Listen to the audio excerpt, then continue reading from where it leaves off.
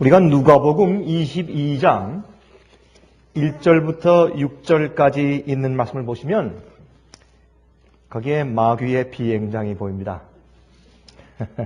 좀 이상한 제목이라고 말씀하셨는데 사실 그러합니다. 누가복음 22장 1절부터 6절까지 한번 읽어보도록 하겠습니다.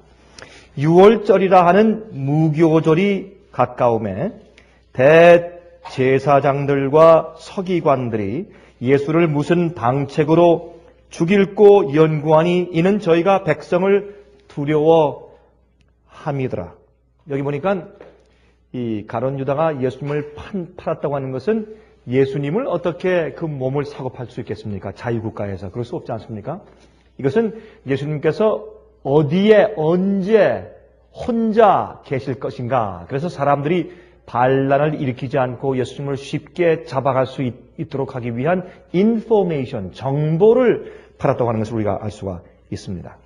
12 중에 하나인 가룟인이라 부르는 유다에게 사탄이 들어가니 마귀가 우리 마음 가운데 유혹을 줄 수 있습니다. 작은 공격하고 불화살을 쏠 수 있고 그렇게 유혹할 수 있지만 그러나 우리 마음속에 들어와서 안착하는 것은 비행장이 생겨야 합니다. 여러분, 비행장이 생기는 것은 우리가 발판을 내어주는 것입니다. 마귀는 계속해서 유다를 유혹했고 또한 유혹을 계속 받은 나머지 그것을 자주 받아들여서 나중엔 마귀가 그 속에 들어가서 자기의 요새화하는 이 유다의 마음속에 들어가서 자기의 본거지를 삼을 수 있는 발판을 구축한 것입니다. 비행장을 세워서 자기가 원할 때마다 언제든지 뜨고 날 수 있는 비행기를 그 속에 이제 세울 수 있었다고 말입니다. 이에 유다가 대제사장들과 군관들에게 가서 예수를 넘겨줄 방책을 의논하며 저희가 기뻐하여 돈을 주기로 언약하는지라. 유다가 허락하고 예수를 무리가 없을 때에 넘겨줄 기회를 찾더라. 이것은 아주 의도적이고 계획적입니다. 여러분, 우리가 짓는 죄 가운데서 연약한 상태에서 짓는 죄와 우리가 쓰러지는 죄와 실수와 또한 의도적이고 계획적인 죄의 차이가 있습니다. 똑같은 죄지만 하나님께서 그 죄를 취급하실 때 다르게 취급을 하시는 것입니다. 여러분, 우리가 의도적으로, 우리가 계획적으로, 우리가 미리 생각해서 성령의 음성이 있고 성령의 감동이 있을지라도 계속해서 그렇게 할 것이라고 마음에 결심을 하고 계획하고 있는 것은 그건 마귀의 비행장이 우리 마음 가운데 생긴 것입니다. 그런 것과 우리가 전혀 의도하지 않은 상태에서 마귀가 우리 발을 걸었을 때 넘어지는 것과는 주님께서 그 죄를 다르게 취급하시는 것입니다.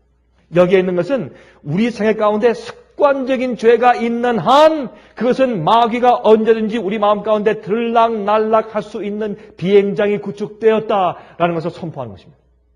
여러분 마음 가운데 지금 습관적으로 알고 있으면서 이런 일들은 내 생애 가운데 없어야 된다는 사실을 알고 있으면서 습관적으로 계속 해오고 있는 죄가 있는 분들이 있으면 여러분 빨리 포기해야 합니다.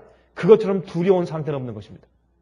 그러한 습관적인 죄는 우리 양심을 죽이며 우리의 영적인 상태의 예민감을 없애서 더 이상 어떤 때는 죄가 죄처럼 느껴지지 않게 만드는 것입니다.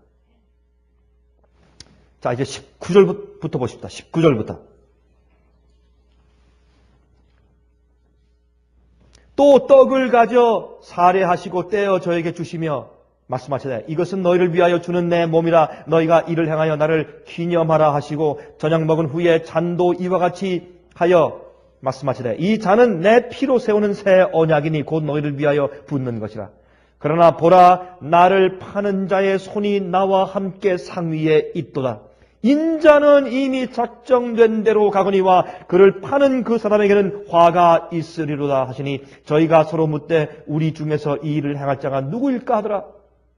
또 저희 사이에 그중 누가 크냐 하는 다툼이 난지라. 여러분 생각해 보세요. 여기에 두 가지 죄악이 있습니다. 예수님께서 이제 그들과 함께 성만찬 예식을 하십니다. 이 떡은 내 살이니 받아 먹으라. 이 잔은 내 피니 받아 마시라. 이렇게 예수님께서 이제 곧 십자가의 형틀을 앞에 두시고 이제 그들과 함께 성만찬 예식을 행하시는 이 거룩한 예식 속에서 한 사람은 예수님을 팔려고 마귀의 비행장을 놓고 있습니다. 근데 여기에 24절에 또 나머지 11 제자들도 똑같은 죄의 어떤 의미에서 참여하고 있는데 이것은 그들의 연약성입니다. 여기 차이가 있습니다. 여러분 여기에 또 베드로의 죄와 그 다음에 이제 이 유다의 죄가 나옵니다. 우리가 한 가지 이해할 것은 우리가 주님의 뜻대로 살려고 우리가 온 마음을 다해서 정성껏 살아나가다가 우리가 자주 쓰러지는 경험들이 있어요. 그러나 가론 유다의 경험은 다릅니다. 이것이 무서운 경험입니다. 많은 그리스도인들에게 이런 경험들이 사실 있는 것이 존재하는 것입니다. 여러분 어떤 때 우리가 연약해서 쓰러지다가 어떤 때는 낙심하여서 내가 이런 존재인데 뭐 어쩔 수 없이 뭐 이럴 수밖에 없는데 여러분 신학이 잘못 가르쳐지면 그 사람의 영적인 생애가 그러합니다. 그래서 우리가 이 사람들에게 진리를 똑바로 이해시켜주고 가르쳐주는 것은 얼마나 중요한지 모릅니다. 얼마나 중요한지 모릅니다. 제가 이번에 중국에 가서 한국에 가서 어떤 분들 만나서 제가 이야기할 때 그 이야기를 제가 아주 정말 열띠게 같이 논쟁은 아니지만 같이 얘기한 적이 있습니다. 신학의 가르침은 굉장히 중요한 것이다. 어떤 때 이제 그렇게 이제 질문을 받는 것입니다.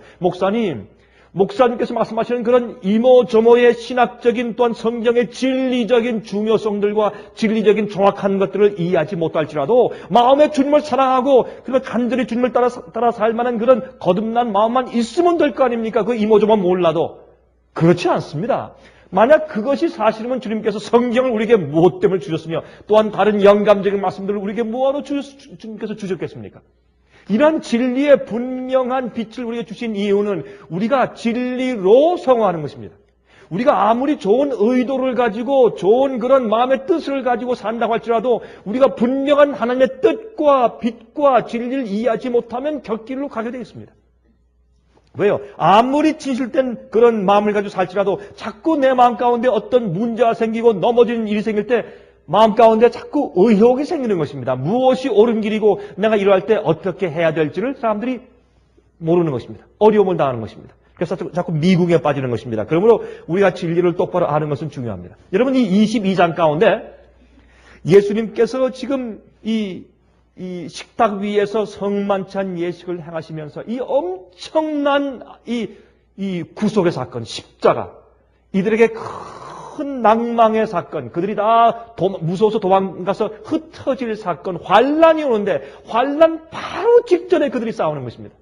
그러나 그들이 다투는 이 다툼과 이 마귀가 가룟 유다의 마음속에 들어가서 비행장을 세운 것과는 차이가 있는 것입니다.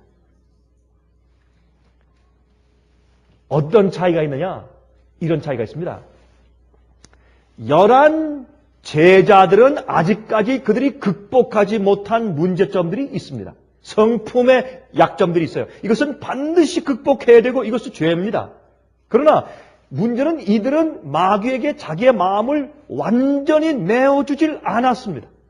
자주 쓰러지긴 하지만은 그들 마음 가운데 마귀의 비행장이 세워진 것은 아닙니다. 다시 말해서 마귀가 자기가 원할 때 언제든지 들어가고 또 나오고 들락날락 마음대로 마귀가 자기 마음대로 할 수 있는 처지가 된 것은 아닙니다.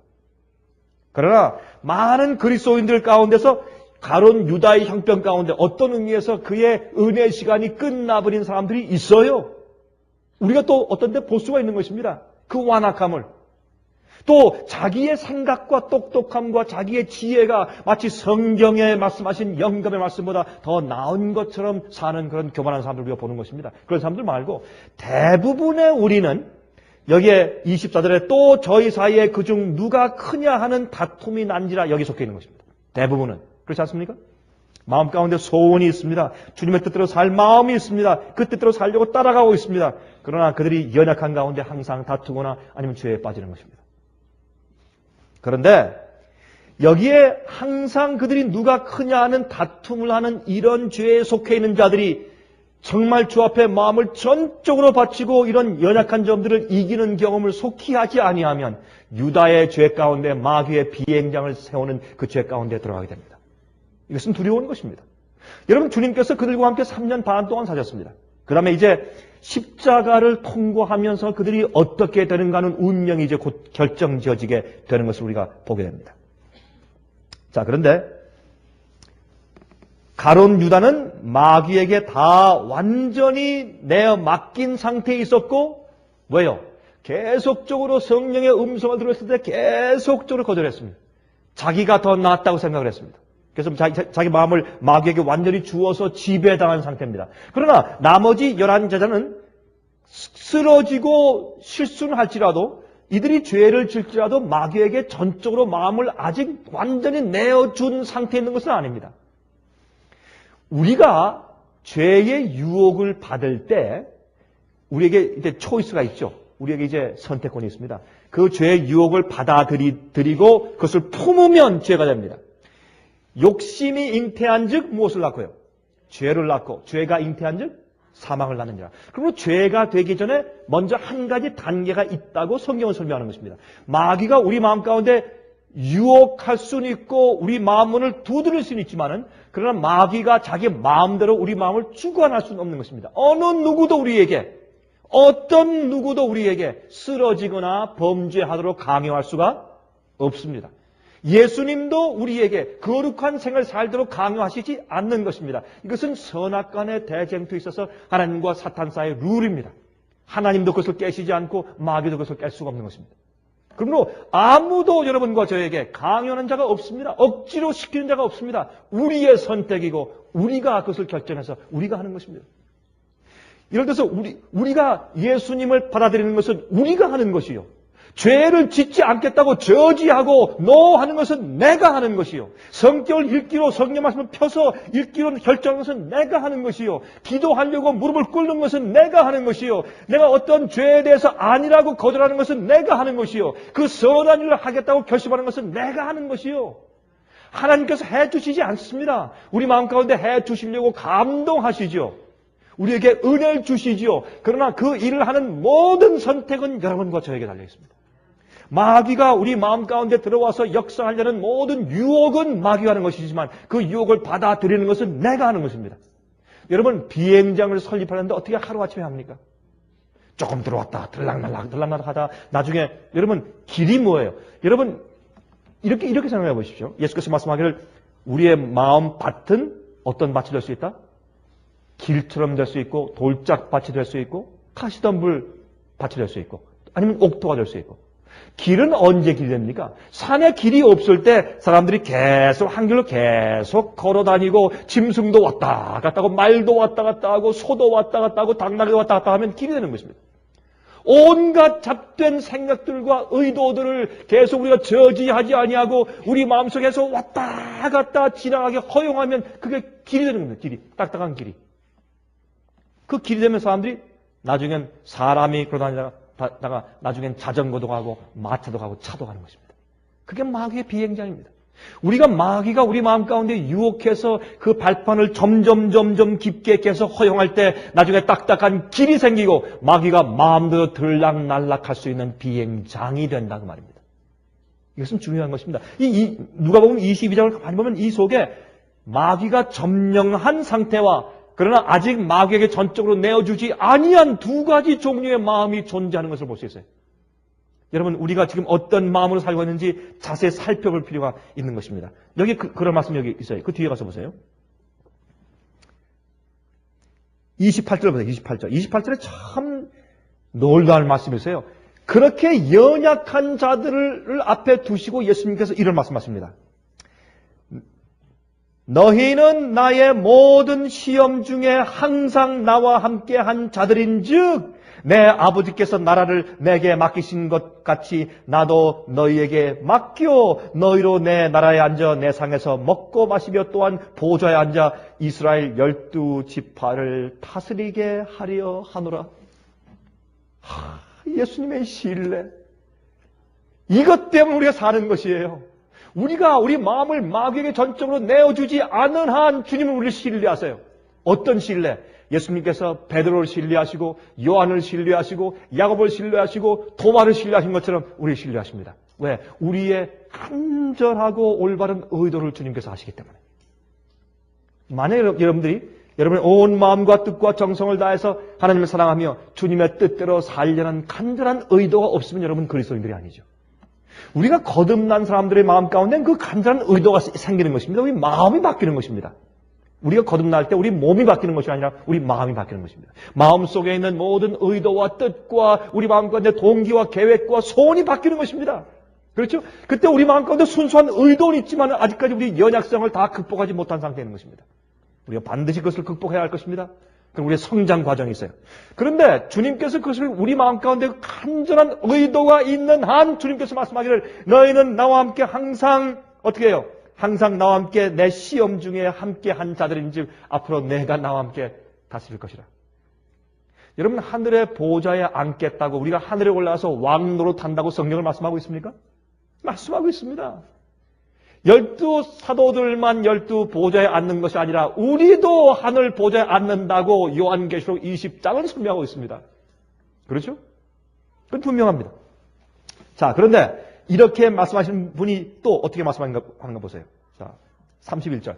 여기에 예수님께서 유다에게 다른 이제 복음서를 보시면 예수님께서 유다에게 떡을 주시면서 가서 내가 할 일을 하라 그랬어요. 하라. 그때 유다가 밖에 나가니 곧 무엇이더라 그랬어요? 밤이더라. 밤이더라. 그의 마음이 마귀에게 빛이 더 이상 들어가지 않을 정도로 깜깜해진 상태를 설명하기 위해서 성경은 그가 나가니 곧 밤이더라 그랬어요. 이렇게 마귀에게 자기 자신을 내어준 상태에 있는 장면이 나오면서 동시에 이렇게 말씀합니다. 자 보세요. 31절. 근데 이 나머지 11제자 다시 말해서 이 가룟 유다가 나간 다음에 나머지 남아있는 그 참 간절한 의도로 주님을 사랑하는 아직도 정말 천방지축이지만 그러나 주님께서 보실 때 그들 마음의 의도가 순수해요. 주님께서 그들 사랑하세요. 그 11명을 대표해서 예수님께서 시몬에게 말씀하세요. 시몬에게 베드로에게 말씀하실 때 대표로 말씀하시는 겁니다. 여기 보세요. 시몬아 시몬아 보라 사탄이 밀 까부르듯이 하려고 너희를 청구하였으라. 보세요. 시몬. 여기에 너희를 그랬어요. 너희를. 복수예요. 시몬아 너 혼자만 아니에요. 너희 모두에게. 그래서 사실은 우리 모두를 가르치는 말씀을 베드로에게 하신 것이에요. 우리도 지금 이렇게 사탄이 우리를 청구해서 밀 까부르듯이 지금 도전하는 것입니다. 여러분 밀 까부르는 게 뭐예요? 키질이죠. 여러분 저도 정말 몇 년 전에 제가 키질을 생전 처음 제가 한국에서 해본 적이 없는 키질 제가 한번 해봤는데 그 참 키질도 어렵대요. 처음에 콩을 하는데 던지는데 이게 던지면은 그 껍데기가 날아가고 콩이 떨어질 텐데 콩이 다 떨어지고 껍데기가 키에 떨어져요. 이게 할 줄 몰라가지고 이 던지는 기술이 없어서. 근데 자꾸 해보니까 이게 기술이 있어요. 하다 보니까 그냥 던지는 것이 전 그냥 던지니까 저쪽으로 다 떨어지는데 그게 아니라 약간 이렇게 약간 이렇게 좀 비스듬히 해가지고 던지면서 이걸 약간 돌리면서 던지니까 이게 회전하면서 다시 여기 그대로 떨어져요. 해보니까 그래요. 근데 처음엔 그걸 모르니까 옆에 다 떨어지고 앞에 다 떨어지고. 이 퀴즈는 정신이 없겠죠. 올라갔다 내려왔다 정신. 이 키를 까부는 것이죠. 근데 이렇게 하려고 사탄이 밀 까부르듯 하려고 너희를 청구하였으나. 마귀가. 그게 뭡니까? 내 속에 있는 어떤 발판이 있어서 마귀가 들어와서 다시는 우리가 하나님을 위해서 전적으로 굴복하지 못하게 하는 그 구멍 말입니다. 그걸 찾기 위해서 마귀가 계속 까부르는 것입니다. 이런 시험을 줘보고 저런 시험을 주고 이런 유혹을 주고 저런 유혹을 주어서. 그래서 혹시 우리 마음 가운데 하나님께로부터 떠나게 하는 구멍이 있는가 찾는 것입니다. 자, 그런데 32절. 그러나 내가 너를 위하여 내 믿음이 떨어지지 않기를 기도하였노니 너는 돌이킨 후에 내 형제를 굳게 하라. 예수님께서 그의 마음 가운데 있는 약점을 아시는 것입니다. 예수님께서 그를 신뢰하셔서 참 제가 이 말씀을 읽을 때마다 제 가슴에 점여와요.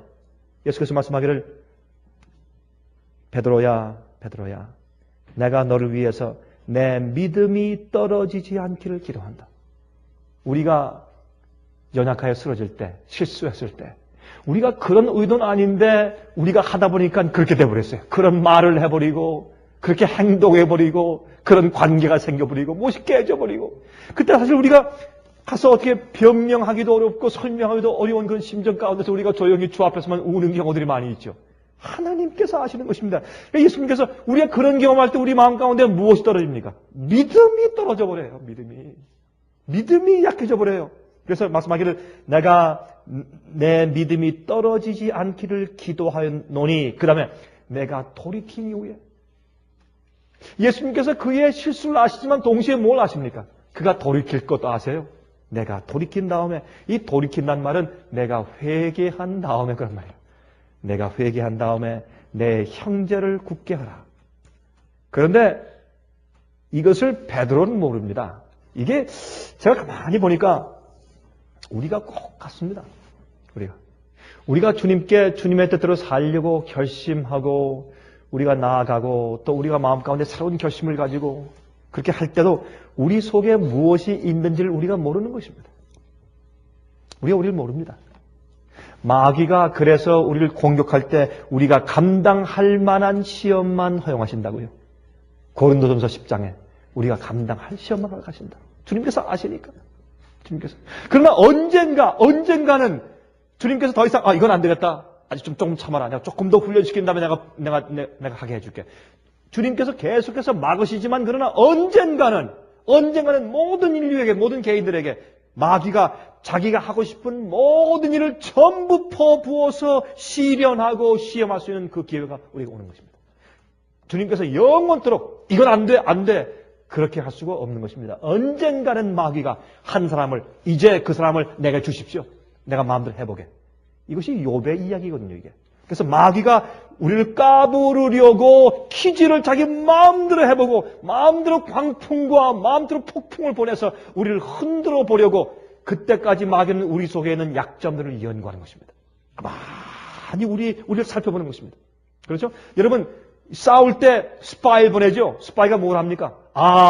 어디에 가면 보초가 없습니다. 어디에 가면 군대가 없습니다. 어디 갈 수 있습니다. 이 모든 정보를 캐내서 싸우지 않습니까? 마귀는 우리의 생애, 우리의 태어남부터 지금까지 우리의 모든 생애를 연구해서 우리 속에 있는 들어올 수 있는 약점을 그는 아는 것입니다. 구멍을 아는 것입니다. 언젠가 마귀가 우리의 이름을 부르면서 우리를 청구할 것입니다. 욥을 부른 것처럼.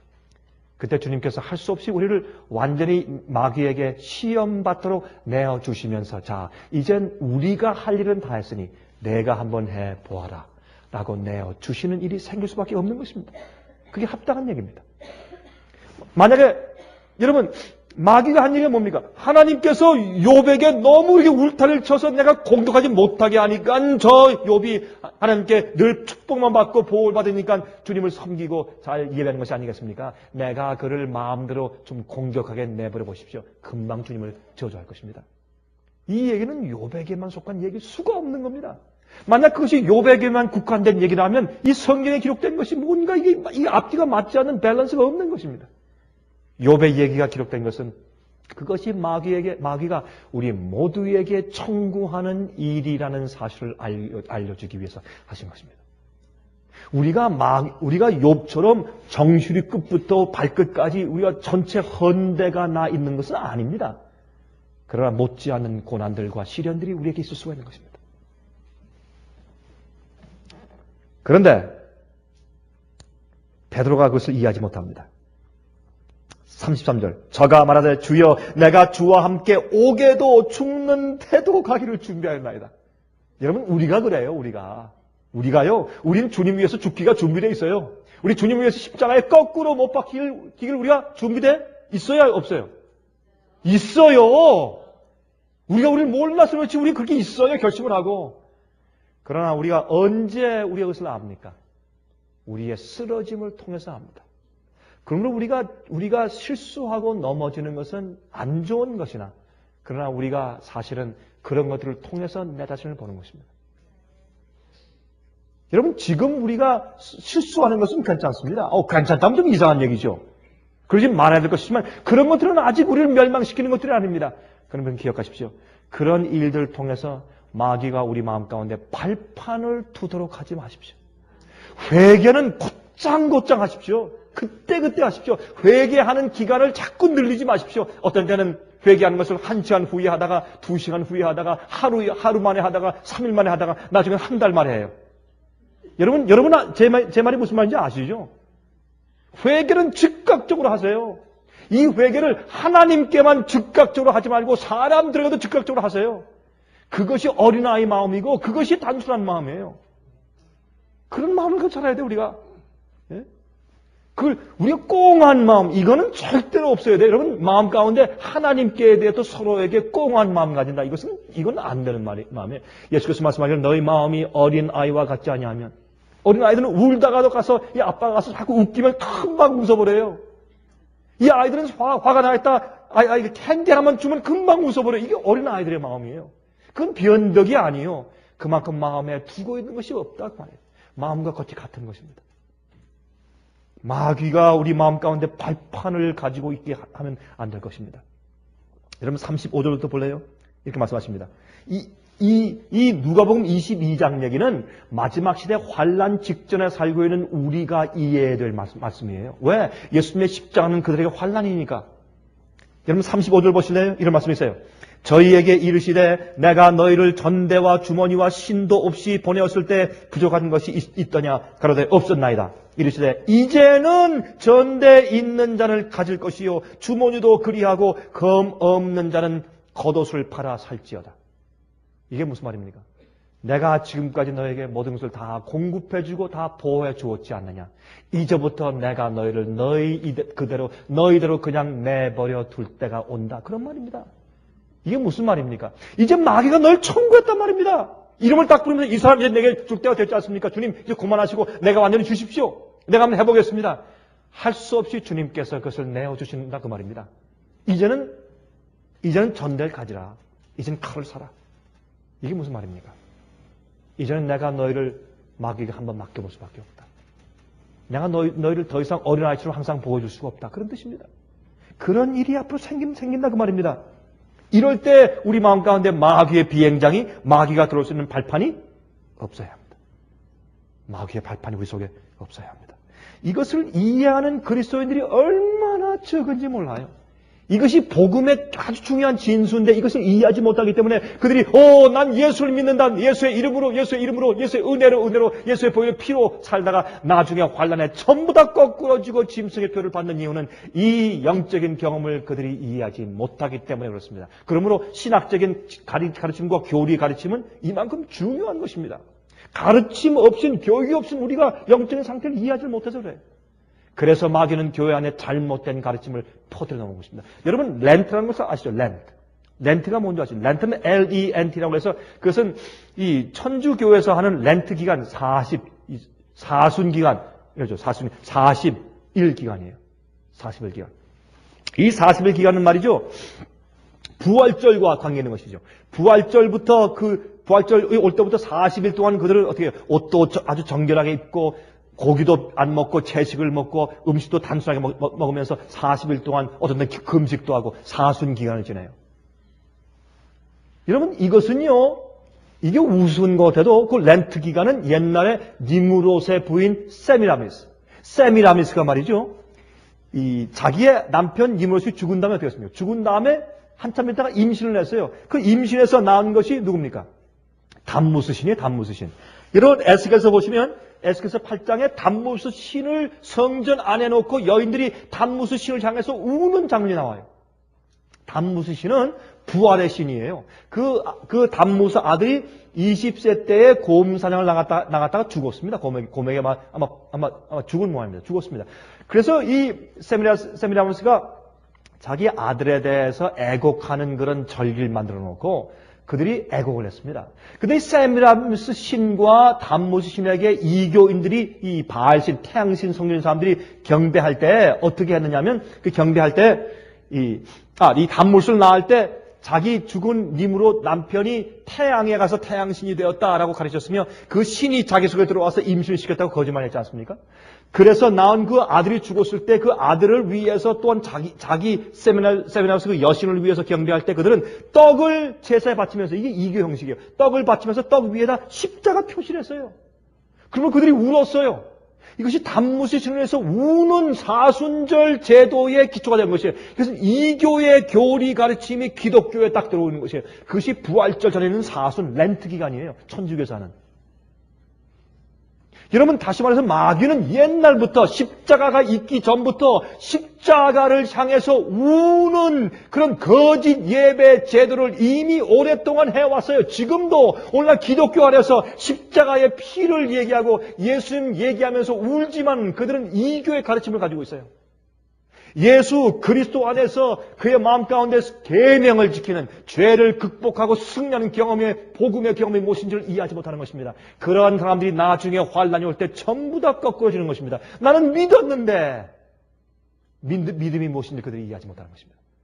그러므로 믿는다고 하는 것은 우리 마음 가운데 지금 마귀의 비행장이 세워지지 않게 하기 위해서 계속 주님 안에 붙어있고 승리하는 경험을 해나가는 것입니다. 의도적인 죄나 습관적인 죄가 우리 마음 가운데 더 이상 없어야 할 것입니다. 우리 모든 연약성들이 극복되어야 합니다. 모든 연약성들이 극복되어야 합니다. 여기 말씀하기를 이제는 내가 너희를 지금까지 보호한 것처럼 그렇게 보호할 수 없이 마귀에게 내어주어서 시험당하도록 할 수밖에 없는 때가 곧 온다. 왜? 마귀가 너희 이름을 청구했기 때문에. 아무개 주시오, 욥을 주시오 한 것처럼 아무개를 주시오 하는 때가 이제 곧 다가온다. 그렇게 말씀하시는 겁니다. 그 다음에 너에게 또 이제 어떻게 해? 너희 겉옷을 팔아서 뭐를 사라? 칼을 사라. 칼. 이게 뭐예요? 우리가 이 세상에서 먹고 사는 의식주, 그것이 중요한 것이 아니라 우리가 말씀, 진리의 말씀을 우리 마음가운데 사서 드려야 합니다. 그걸 갈아야 합니다. 말씀, 진리. 그게 더 중요해요.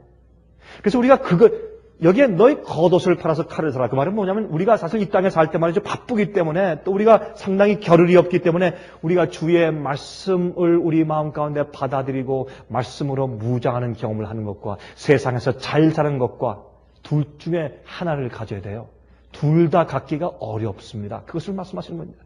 내 겉옷을 팔아서 칼을 사라. 둘 다 갖기가 어려워요, 지금은. 주님께서 그것을 하시는 것입니다.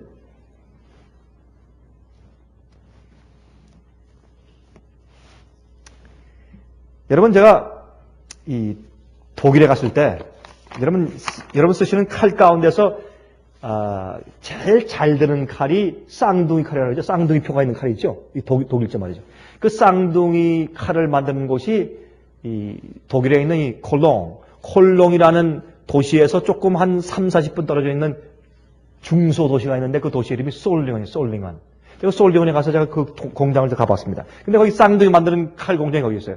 근데 그 공장에서 나오는 칼이 이 세계에서 가장 강하며 가장 날카로워요. 그 이유가 그쪽 지역에 있는 이 철광에서 나오는 철이 그렇게 질이 좋습니다. 그렇게 순수하고. 그래서 옛날 히틀러가 2차 대전 당시에 탱크를 만들 때 그 솔링언에 있는 철광에서 나오는 철로 다 만들었대요. 그래서 그 철로 만든 탱크가 그렇게 강했다는 것입니다. 그 질이 좋아요. 두 번째, 그들의 세공하는 기술이 아주 뛰어납니다. 재련 과정이 여러 번 녹였다가 또 찬물에 넣었다가 녹였다는 그 재련 과정이 아주 특수하다는 것입니다. 그래서 그 칼은 잘 부러지지 않는데요. 아주 강력한 칼입니다.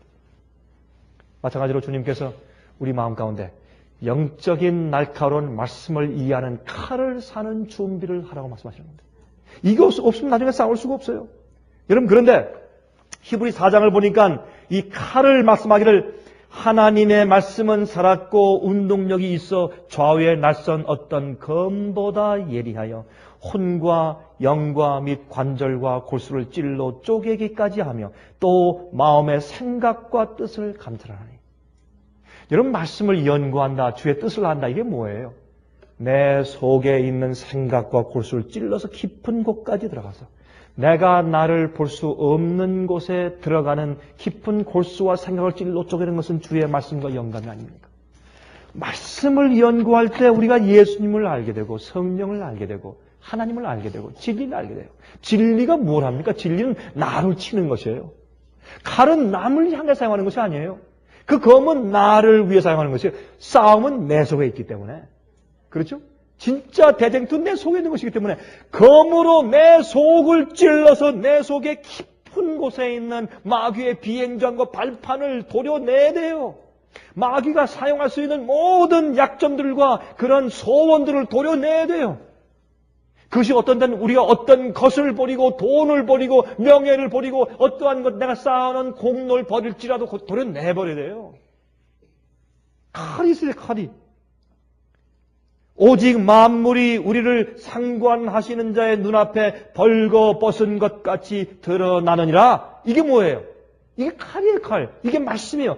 하나님의 말씀은 살았고 운동력이 있어 좌우에 나선 어떤 칼보다 예리하여 우리가 주 앞에 정나하게 드러나는 것입니다. 무엇으로? 말씀으로.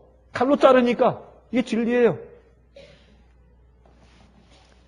여러분, 우리가 이 믿음으로 말미암는 의에 대해서 아주 정확하게 얘기하고 이렇게 됐으므로 당신이 이러한 입장에 있지 않으면 당신은 거듭난 사람이 아니요, 회개하시오. 그래야 회개해요. 요즘 말이 사람들이 하늘의 씨앗이 땅에 떨어져 죽지 아니하면 이 말씀을 보고 사람들이 한 가지 이해될 것은 자기가 지금 자기가 아직 죽지 않았어요. 자기가 죽어가고 있는 과정을 많은 사람들이 난 성화의 과정 가운데 있다래. 아니에요. 아직 죽지 않았어요. 아직 거듭나지 않았고 치유의 경험도 없는 사람이에요. 많은 경우에. 그래서 어떻게 해요? 칼로 찔러서 그 사람 상태를 알게 하는 곧바른 증언을 함으로 그 영혼이 보고 아차 하고 놀래서 탄식하며 그 당시 드디어 회개가 나오는 것입니다. 잘못된 복음과 진리 가르치면 그 사람이 절대로 회개하지 않고 오히려 내가 이런 상태에서 구원받은 상태에 있다고 그가 거짓 평안 가운데 머물게 되는 것입니다. 이것이 교회의 참으로 무서운 잘못된 신학의 결과가 아니겠습니까? 여러분, 그런데 유다는 무엇입니까? 유다는 그의 마음 가운데 주님을 향한 순수한 의도가 있었어요.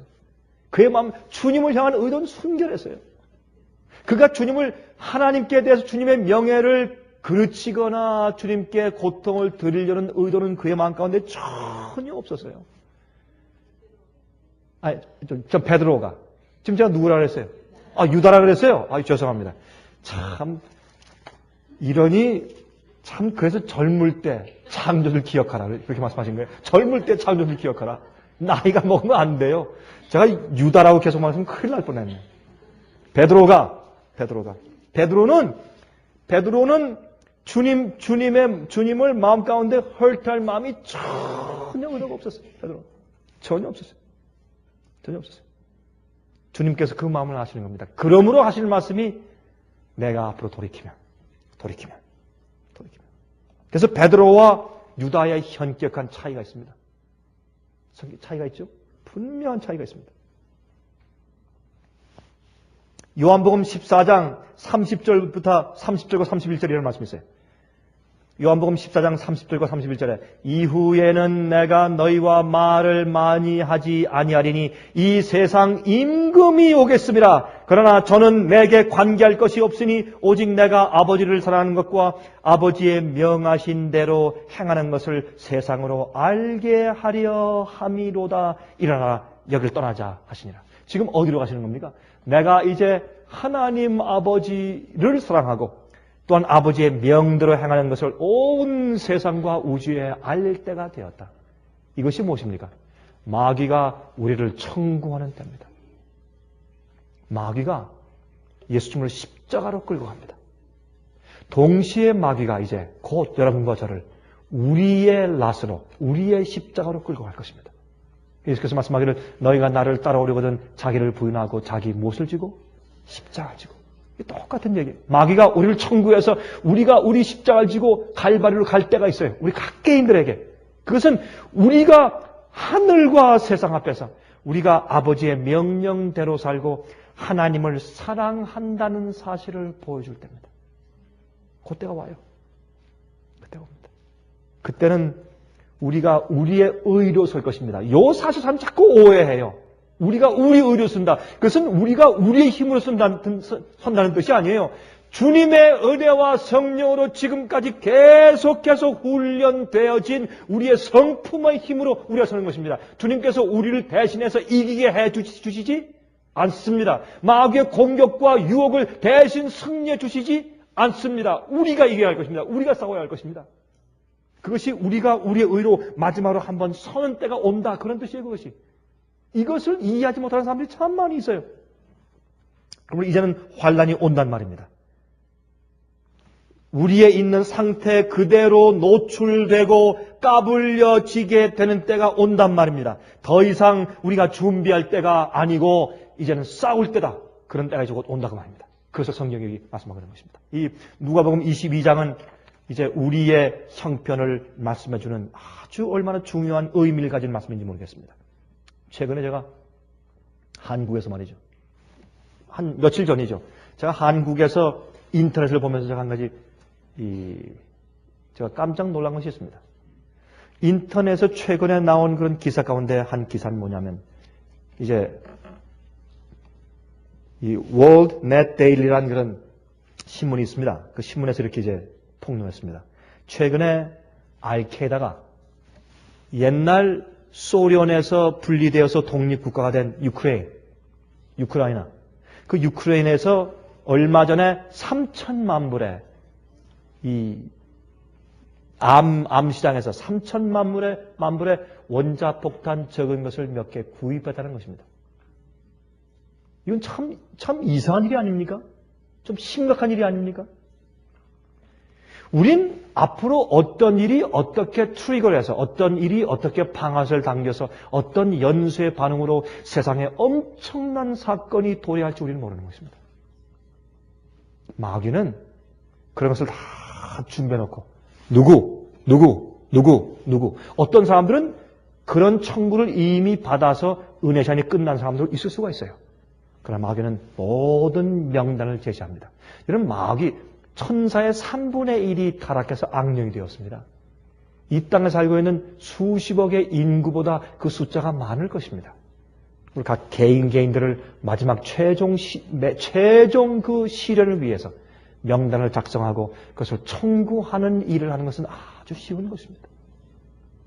사람들이 우리가 어떤 시련 가운데서 하늘 앞에 어떻게 심판받을 것인지 모르고 살기 때문에 사람들이 참 잘못된 그런 생각 속에서 잘못된 평안 가운데 살고 있다고 말입니다. 제가 이번에 중국에서 말이죠. 중국에 가면 지금 이 중국에 하는 저희 상해비 사업이 참 커져요. 아마 여러분들이 잘 이해가 안 되실 거예요. 제가 자세히 설명드릴 수가 없어요. 어떤 것들은 상당히 비밀스러운 얘기고 또 우리 좀 컨피던셜 하기 때문에 제가 이 녹음태위 나가는 입장에서 다 설명드릴 수가 없어요. 어떤 것들은. 우리만 알고 이래야 되는 것이니까. 그건 자유가 없으니까. 여러분들 깜짝 놀랄 만한 일들이 벌어지고 있어요. 참 놀라워. 주님의 이건 하나님의 섭리지 우리 인간이 그런 일을 할 수가 없어요. 많은 분들이 이러한 가르침과 이러한 진리, 이러한 복음이 전파돼야 끝이 오는구나. 이것이 전파돼야 느님의 성령의 능력이 많은 것이구나. 이것이 전파되고 사람들이 이해해야 오순절 같은 운동이 생기는 것이구나. 그걸 사람들이 알았어요, 이제. 이걸 알면 그다음부터는 이 집덤불에 불을 붙이는 거예요, 여러분. 그게 마음 가운데 들어가면 아무도 그 사람들 막을 수가 없어요, 더 이상. 이게 힘이에요. 진리를 이해할 때 그 힘은 아무것도 막을 수가 없어요. 그건 원자폭탄보다 더한 것이에요. 진리의 확신을 가진 사람들이 세상을 뒤집었어요.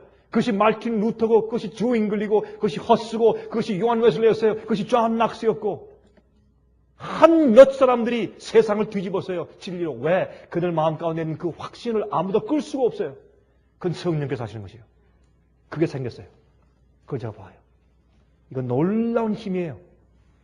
여러분, 이번에 제가 이제 가서 우리 직원들이 여러 명 되는데 그 중에서 가장 중요한 직원이 3명 있습니다. 그 3명 직원이 이제 그 중국 사업을 다 이제 관할하고 이제 일을 하고 있는데 제가 이번에 가서 이제 제일 처음에 가서 집회 시작하기 전에 이제 거기는 몇 분들과 먼저 만나서 이제 대화를 좀 이렇게 이제 방에서 하고 있는데 그 중에 이제 있는 한 그 목사의 그 부인이 자꾸 울어요.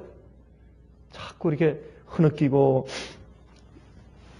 이제 여기 가서 종이 가져오고 닦으면 그게 다 젖으면 또 가서 종을 갖다가 또 이제 콧물을 닦고 또 눈물을 닦고 자꾸 울어요. 왜 이렇게 우나? 그랬더니 옆에 있는 그 집사님이 저를 통역해 주면서 이렇게 얘기해 줍니다. 아니 목사님 다른 게 아니고 참 이런 사업을 하니까 고생을 많이 하니까 비난들 또 어려움 당한 것들, 시련당한 것도 생각하면서 목사님이 오시니까 아버지를 만난 것 같아서 지금 울음보가 터진 거라고 그렇게 저한테 얘기를 해요. 참 제가 마음이 안 돼서 얼마나 좀 고생이 많을까? 얼마나 고생이 많으면 이렇게 날 만나자마자 이렇게 흐느껴 울까? 그래서 참 안 돼서 제가 자꾸 얘기해 주세요. 너무 낙심하지 말아라. 예수님은 우리보다 더 고생하셨다.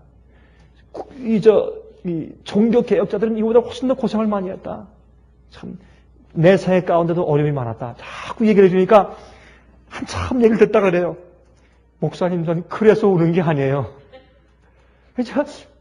그럼 그래서 우는 게 아니라 그럼 왜 우는가? 제가 물었어요. 그럼 그래서 우는 게 아니면 도대체 왜 우는가? 그랬더니 이렇게 말을 해요. 목사님, 알고 나니까 우리에게 맡겨진 이 사업이 너무나 큰 것입니다. 이 진리가 이렇게 귀중하고 놀라운 것인데 알고 나니까 우리처럼 부족한 자들을 택해서 사용하신다 하는 것을 깨닫게 되니까 내가 엄청나서 자꾸 울게 됩니다. 어떻게 우리 같은 사람을 택해서 일을 시키십니까? 하나님께서. 이런 진리를 우리가 참 이제 우리가 알게 됐는데 이렇게 귀중한 진리를 어떻게 우리에게 맡기십니까? 그러면서 울어요.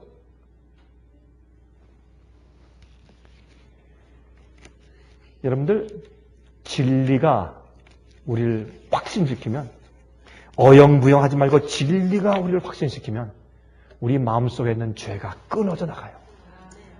마귀의 발판이 생길 수가 없어요. 그 진리가 우리를 확신시키면 나갈 때 있어요. 이번에 우리 그 직원들 앉혀놓고 이제 집회를 다 끝나고 이제 회의를 하는데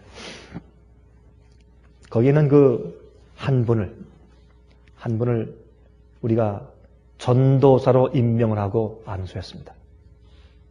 우리가 집사 안수를 하고 장로 안수를 주지만은 우리가 전도사 안수를 안 주죠. 그러나 거긴 특수한 상황이기 때문에 제가 전도사로 이제 안수했어요. 안수하면서 이제 앞으로 당신은 다니면서 개척하는 일들을 해야 될 것이다. 이곳저곳 사방을 다니면서 쫓겨다니고 눈을 피해 다니면서 각 교회를 다니면서 이 진리를 전하고 책절 전하고 여러분 적은 소책자 26가지가 번역되고 출판되었어요. 그럼 생각해 보세요. 26가지 큰 책 3권 말고 26가지 소책자 이 성경에는 각종 진리와 교리를 한 권만 주면 해결될 수 있는 것들이 26가지가 준비됐어요. 번역되고. 그것 자체가 기적이에요, 여러분. 중국 안에서는. 참 거기서 그분들이 번역하고 편집하느라고 수고들 많이 했어요. 하루 종일 그것들만 하고. 여러분 참 눈이 충혈될 정도로 그것만 한 사람들이 있어요. 몇 사람들이. 애를 쓰면서. 그래서 이제 한 사람을 이제 그 전도사로 임명하고 나중에 이제 기도하고 이제 나니까 막 울면서 저를 붙들고 또 그 옆에 있는 직원들을 붙들고 그 사람이 붙들고 막 흐느끼면서 이런 말을 해요. 내가 혹시 이렇게 다니다가 내가 투옥되거나 감옥에 가거나 아니면 혹시 순교당하게 될 때 한 가지 부탁이 있습니다. 내 아내와 내 8살짜리 아들을 좀 부탁합니다. 미국에서는 그게 무슨 말인지 이해가 안 될 거예요. 그러나 중국에서는 절실한 말입니다. 혹시 내가 감옥에 가거나 혹시 순교당하면 저 불쌍한 내 가족을 부탁합니다.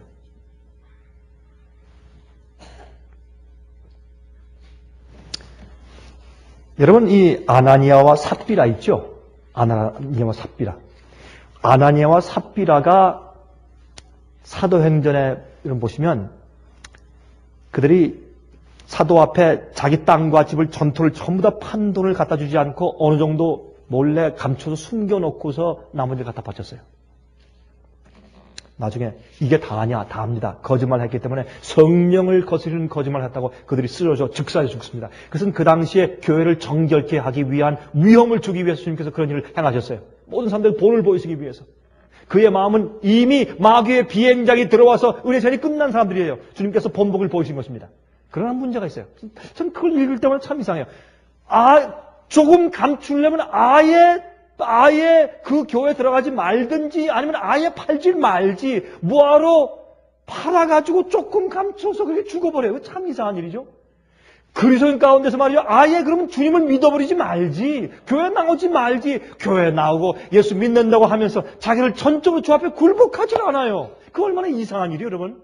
차라리 하지 말고 차라리 자기가 세상에서 재미를 보다가 차라리 세상에서 재미있게 살다가 죽어버리지. 무엇 때문에 주님 믿는다고 하는 척하다가 다 하지 않음으로 죽어버려요.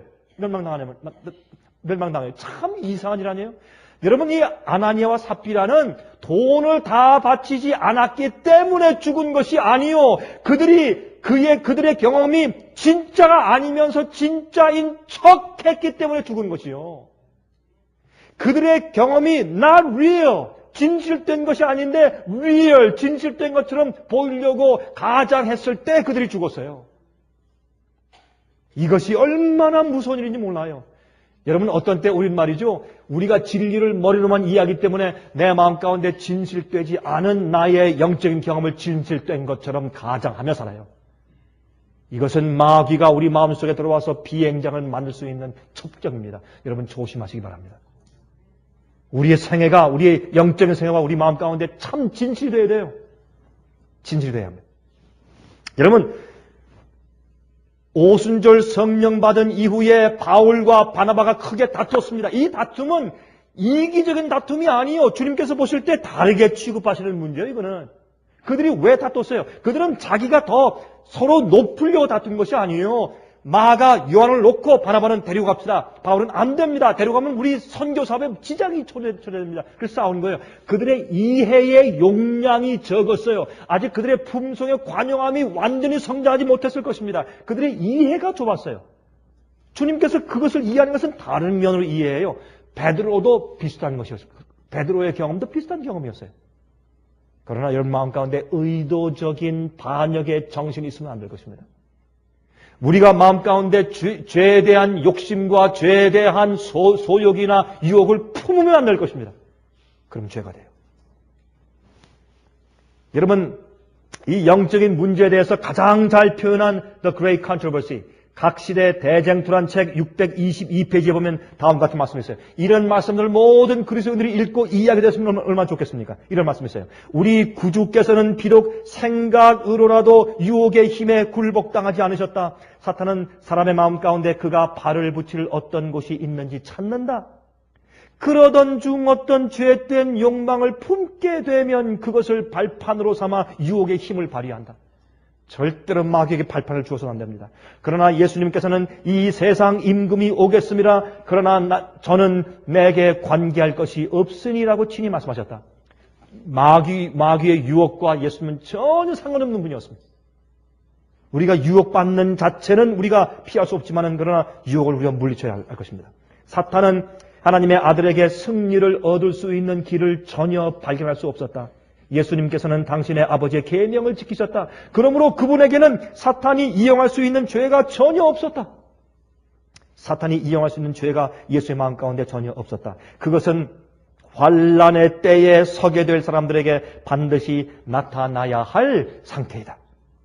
얼마나 중요한 얘기예요? 오늘날 기독교의 거의 대부분이 이것이 무슨 뜻인지조차 이해하지 못하고 살고 있지 않습니까? 그러므로 마지막 시대에 예수께서 말씀하기를 인자가 이 땅에 다시 올 때 내가 믿음을 보겠느냐. 그렇게 말씀했어요. 내가 믿음을 보겠느냐. 우리는 이 땅에 사는 동안 그리스도의 속죄의 피를 믿는 믿음을 통하여 죄와 분리되어야 한다. 우리의 귀하신 구세주께서는 우리 자신을 당신께 연합시키도록 초청하시되 우리의 연약함을 당신의 능력에, 우리의 무지를 당신의 지혜에, 우리의 무가치함을 당신의 공로에 연합시키기를 간청하신다. 그랬습니다. 여러분 좀 생각해 봅시다. 계명을 지킨다. 마지막 시대 성도의 인내가 여기 나니 저들은 하나님의 계명과 예수 믿음을 지킨 자니라. 그게 무슨 말입니까? 만약에 우리가 하나님의 계명을 지킬 수가 없다면 모든 죄의 책임은 누구 것입니까? 하나님 것이에요. 주님께서 우리 딴질 걸기 위해서 계명 지키려고 하신 것이 이건 말이 안 되는 것이에요. 그렇죠? 만약에 장애인들을 붙잡으려면 이런 계명을, 이런 법규를 만들면 돼요. 여기서부터 이 구간에는 반드시 일어나서 뛰어가야 합니다. 그런 법칙을, 헌법을 만들면 돼요. 그러면 장애인을 몽땅 잡을 수 있어요. 하나님께서 우리 인간들을 멸망시키기 위해서, 몽땅 잡으시기 위해서 계명을 지키라고 계명을 주신 것입니까? 아닙니다. 계명을 지키는 자만 영생할 것입니다. 계명을 지킬 수 있게 하는 힘이 복음이요. 회개한 자만 계명을 지킬 수 있는 것이고 또한 계명을 지킬 수 없는 것을 준 것이라면 예수님께서 십자가에 돌아가신 것은 우리에게 지킬 수 없는 계명을 지키라고 준 다음에 못 지키니까 예수님 당신이 자기 책임을 지고 십자가에 돌아가신 격이 돼요. 안 그렇습니까? 논리적으로? 말이 안 맞는 얘기예요. 사람들이 복음을 잘못 이해하는 것입니다. 그러므로 마귀가 계속 마음 가운데 발판을 주어서 죄를 지어나고 죄를 짓고 회개하고 짓고 회개하는 그런 생각을 갖다가 마치 당연한 그리스도인 삶처럼 생각하기 때문에 가르침이 잘못되어 사람들이 앞으로 멸망나고 죽는 것입니다. 여러분, 만약에 예수님께서 우리가 지킬 수 없는 계명을 주고 지키라고 하신다면, 그렇다면은 예수님께서 어떤 때는 계명을 범했다고 에덴 동산에서 쫓아내시고 또 어떤 때는 또 주님께서 그냥 봐서 데려가시고 얼마나 하나님께서 변덕장입니까? 하나님은 그런 분이 아니신 것입니다. 여러분, 최근에 제가 어제 보았어요. 불란서에서 지금 엄청난 법정 시비, 법정의 이 사건 때문에 온 세계가 떠들썩합니다. 그것은 뭐냐면 불란서에 약 40명 내지 50명 아이들, 6개월짜리 아기부터 14살짜리 아이들의 성희롱 사건이에요. 끔찍한 일입니다. 근데 누가 했느냐? 주로 부모들이 돈을 받고 그 자기 아이들을 내줬어요. 비디오까지 찍어주고 할아버지가 손녀를 팔아먹고 이렇게 연루된 사람들이 어른들이 한 50명. 이게 세간에 지금 깜짝 놀랐는데 여러분, 한국은 이젠 보험금 받기 위해서 청부살인업자에게 우리 부인과 아이들 죽여주시오. 보험금 몇 억 타려고. 부모 죽이고 자식 죽이고 형제 죽이고. 여러분, 이게 뭔지 아십니까? 세상이 하나님의 계명을 어기다가 어떤 상태가 되었는가. 인간성과 도덕성이 완전히 무너져 내린 시대가 되었다는 것을 보여주는 것입니다. 여러분, 참 놀라요. 인간의 마음속에 가치관이 완전히 타락한 상태. 여러분, 금전 만능 시대. 여러분, 한국에 가서 보세요. 금전, 돈이면 다 하기 때문에 돈을 위해서 무엇인지 다 해요. 요즘에 신부름센터에 광고를 내는데 무엇이든지 다 해드립니다. 무엇까지? 살인 청구까지 돈 한 100만 원, 200만 원 주고 누구 죽여줘요. 여러분이시여, 이제는 주님께서 누가 정말 하나님을 아는 자들인지 마귀에게 한번 마지막 시련을 해보도록 내어주는 때가 와요. 누가 계명을 지키는 자들이고 누가 믿음을 가지고 누가 예수 그리스도의 피의 공로로 은혜로 구원받은 사람들인지 그의 품성으로 드러낼 때가 곧 오는 것입니다. 이러할 때 주님의 성령의 은혜와 예수 그리스도의 보혈의 피로 우리 마음속에 마귀의 발판들이 매일매일 사라지게 되기를 제가 간절히 기도합니다.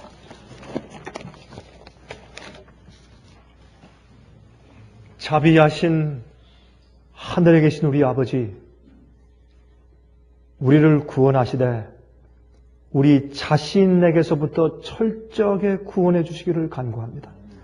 우리 마음을 주 앞에 드리오니 약속하신 보혜사 성령님으로 가득 채워주심으로 마귀의 발판이나 죄의 소욕이 전혀 우리 마음속에 존재하지 못하게 도와주시고 또한 우리가 시험당할 즈음에 피할 길을 주사 저희를 매일 구속하여 주시길 기도합니다. 마귀가 각 사람들의 이름을 부르며 청구할 때 우리가 예수께서 말씀하신 것처럼 세상 임금이 오게서나 내게 아무런 상관이 없다고 간증할 수 있게 저희를 도와주시옵소서.